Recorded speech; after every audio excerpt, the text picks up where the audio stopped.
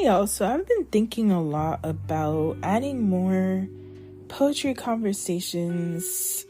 Maybe I ain't even gonna do a plan because girl, I don't know. But so I have this poem that was recently published, and I think I want to celebrate publications and discuss them and sit with them. And if you wish to listen, join a poet on their journey. And I'm also heading towards fiction writing, so FYI. So, Manifestation of Mangoes is the name of this poem. And it has gone through edits. Oh, it ain't even midnight, y'all. It ain't even 2024 here.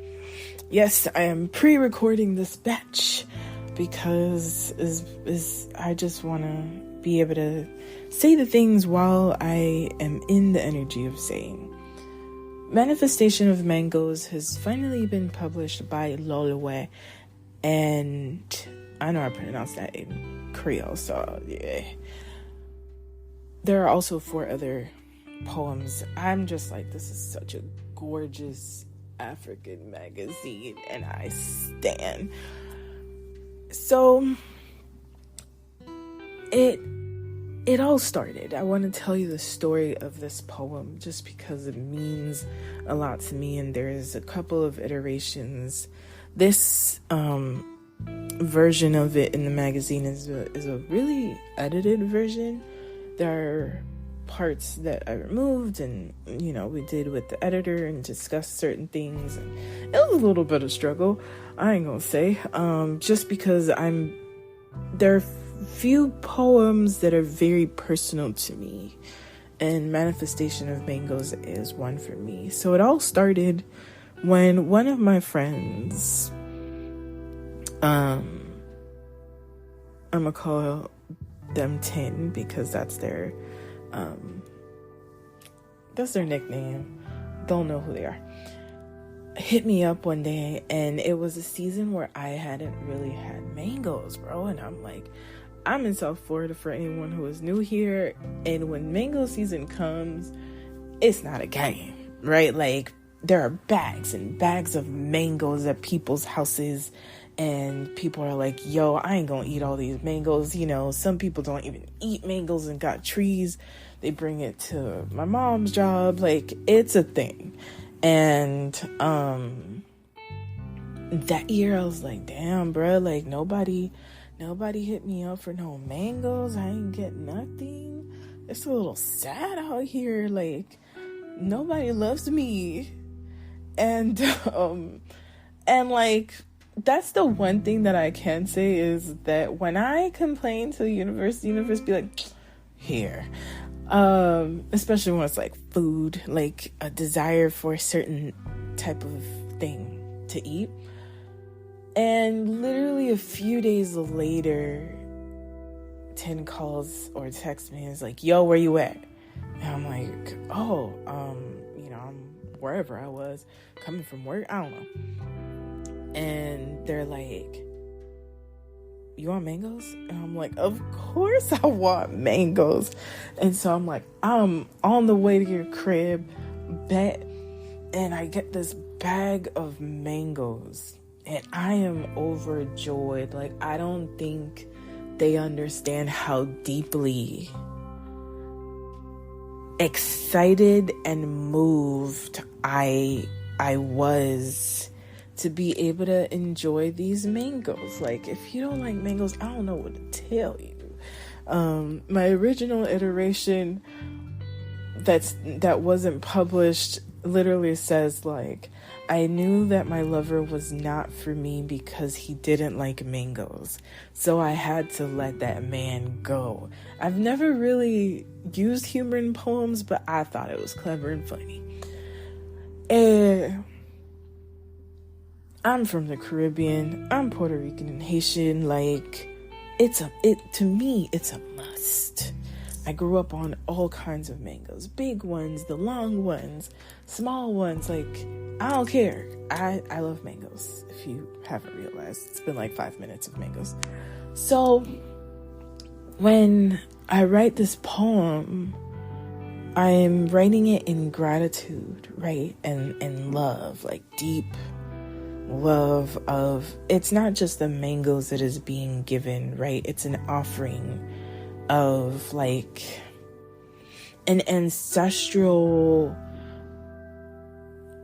being a part of the land kind of gratitude, because sharing something that is in abundance with a friend and being able to receive that sharing, that's how I be thinking about stuff, y'all. I think about things very deeply, and things mean very, very important, and deep things mean stuff to me. And it can be easily overlooked, right? Like, they're like, girl, whatever, you just had some mangoes. But to me, it's a reinforcement of pouring into my cup. Like, the little kid in me is overjoyed. So I go and I'm like, there's hella mangoes in this bag, like it's overflowing. And she has like the little ones that are like, they're a little hairy kind of thing. They have a lot of the pulp is, it can come apart, but those different size mangoes in there. And I'm like, of course I'm gonna go share this with my mom. I don't think she really had mangoes. So I'm like, Mom, I got some mangoes. Let's have some mangoes. And she's like, I actually brought some from work. So we had the little ones and we had the big ones, if I'm not mistaken. And I tend to like the more fibrous ones. I'll bang it. And that way it's like soft and you can just get all the pulp and suck it from the top. Let's be adults here, bro. And so I want to eat this mango. I haven't really had mangoes all season. And as I'm waiting for my mom, the poem starts to build, right? And I start to feel it and I'm like, oh, there's something here. And she took forever, and I'm here like, bro, I want to cut this shit up and I want to eat it already. See, there's already fire trucks happening with all these explosions. And while I'm waiting, I start writing the poem. And I started it with, I was waiting for you to eat these mangoes. Like, no matter, I don't remember it by heart, but basically it's like I wanted to beat this into a pulp, but instead I cut this into pieces because I was waiting for you. And there is, I think, a diasporic conversation of like family members that cut up fruit for us. I think there is a very intimate thing about sharing and eating a mango together that I find deeply nourishing and pleasing and enjoyable. And to be able to like wait for someone while also being antsy to enjoy this thing, but like, it's gonna be better together. And so there begins the poem.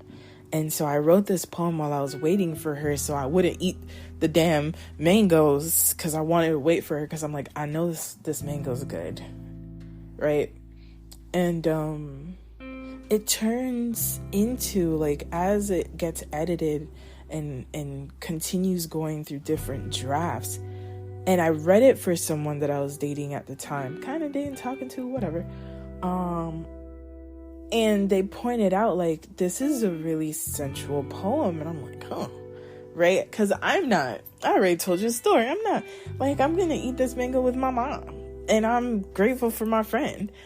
And what it turns into I think is a conversation about intimacy and gratitude. And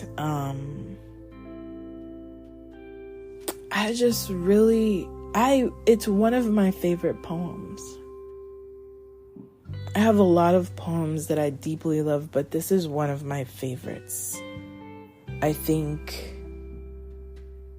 that mangoes become a metaphor for love, for agape love, right?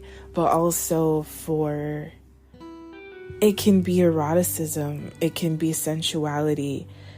I think the overarching theme is pleasure, and it's not always sexual.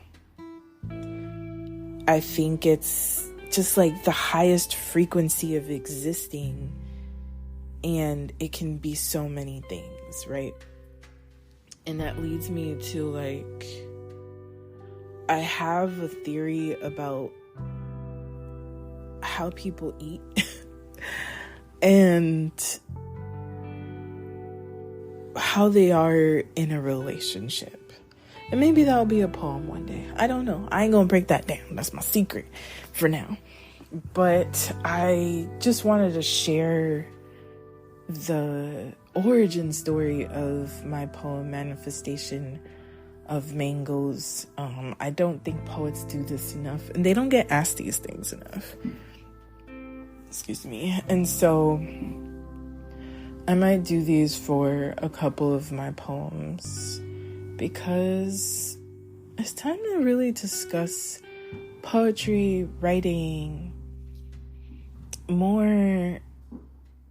I love knowing the inner workings of an artist. And so I will begin with sharing my own. And so thank you for listening to my backstory to Manifestation of Mangoes. I'd love to know, if you do read it, what your thoughts are on it. Like, what comes to mind. I'd love to be in communication. And, you know, once you release something out into the world, it becomes its own thing. And so I am very, very curious on what that thing becomes for you if you read my poem. Thank you, y'all.